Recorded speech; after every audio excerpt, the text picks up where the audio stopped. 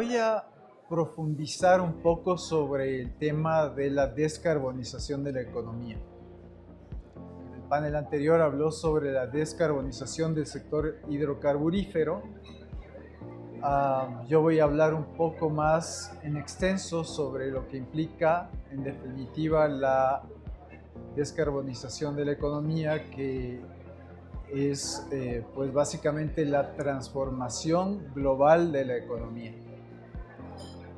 En este momento es una necesidad inminente para el mundo el tomar medidas de carácter urgente con un horizonte de tiempo a mediano y largo plazo, con la finalidad de mitigar, de reducir y eventualmente, de ser el caso, eliminar los impactos nocivos de las emisiones netas de carbono y de gases de efecto invernadero.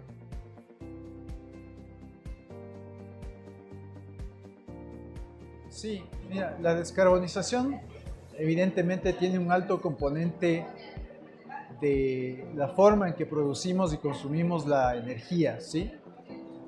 No obstante, tiene otras aristas importantes como los cultivos, la ganadería, la forma en que consumimos bienes y servicios, la forma en que nos transportamos.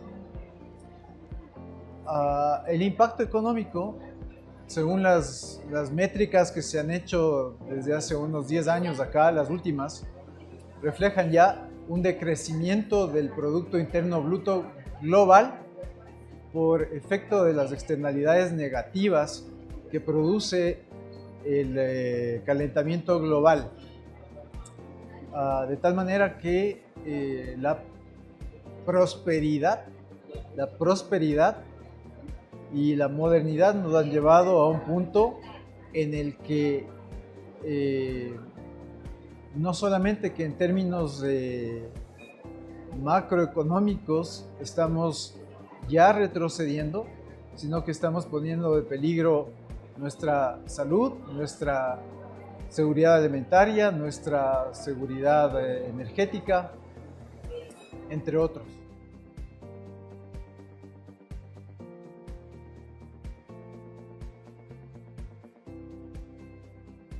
Creo que es deseable que ese plazo se cumpla, ¿sí? El Acuerdo de París establece que la economía global tiene que llegar a ser carbono neutral en 2050 y creo que es deseable. Sin embargo, hay muchos desafíos, y entre los principales desafíos que yo puedo identificar son las inmensas asimetrías existentes entre los países que propugnan la descarbonización y que la promueven y los países que menos emisiones generan. Son economías completamente asimétricas y ese es un problema importante. Otro problema son las tensiones entre las industrias. La industria petrolera, como ya escuchamos en las anteriores intervenciones, sostiene que el mundo no está listo para esta transición de manera acelerada, y en parte yo personalmente pienso que tiene razón. Nuevamente, desde mi punto de vista, el tema evidentemente es muy importante. No obstante, tiene que ser considerado tanto desde la perspectiva de los países desarrollados, que son los que más contaminan, y los países en vías de desarrollo, cuya huella de carbono no supera el 8%. Además, existen problemas tecnológicos que están relacionados con la generación de energías renovables. No quiero decir con esto que no es deseable que se estimule la generación de energías renovables, en especial las no convencionales, Sin embargo, hay todavía problemas tecnológicos de almacenamiento, por ejemplo, en el sector de energías fotovoltaicas o eólicas, en donde resulta las diferencias de costos para el almacenamiento de la energía que se produce en, digamos, una planta solar versus el almacenamiento de energía que puede contener un barril de petróleo, son casi, digamos, estaríamos hablando de miles por ciento, ¿sí? Esas son las diferencias en costos. De tal manera que hay ese reto financiero también, y hay un reto financiero importante también a nivel de las inversiones que tienen que hacer los países para avanzar en este proceso. El BID estima que una parte importante del PIB a nivel de América Latina, un 19% del PIB, debe ser invertido.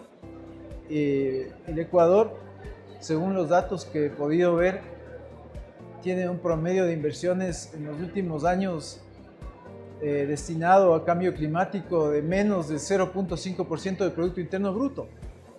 Entonces, nuevamente vuelvo al tema de las asimetrías. Es un proceso complicado, difícil, y requiere de un consenso global, lo cual veo bastante poco probable. Y ahí finalizo simplemente con indicarles que en China se construyen plantas eléctricas sobre la base de carbono por decenas a diario, y lo mismo en la India. Entonces, es muy interesante el tema. Creo que Ecuador no puede salirse de esta ruta. Ecuador tiene que aprovechar sus ventajas competitivas. Ecuador tiene que aprovechar además las oportunidades que se le presentan en términos de ingresos de flujos nuevos a través de la banca de desarrollo europea y asiática. Y tiene necesariamente que, para salir de la dependencia de la industria extractiva petrolera, maximizar el ingreso petrolero, lo cual parece un contrasentido, pero tiene lógica. Es un poco, por decir, no deseable que desde el año 2016 los campos petroleros de Ecuador hayan declinado en producción en casi, diría yo, entre un 15 y un 20%. En tanto que desde la misma fecha en Colombia se duplicaron.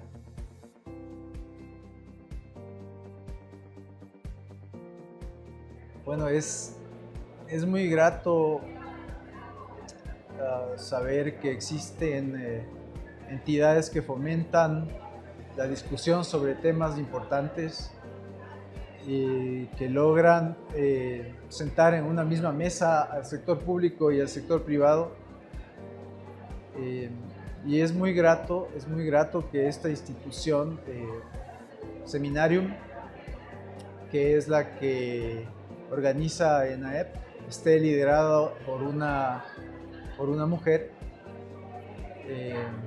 que tiene, pues, obviamente toda nuestra admiración. Mundo Minero, revista digital.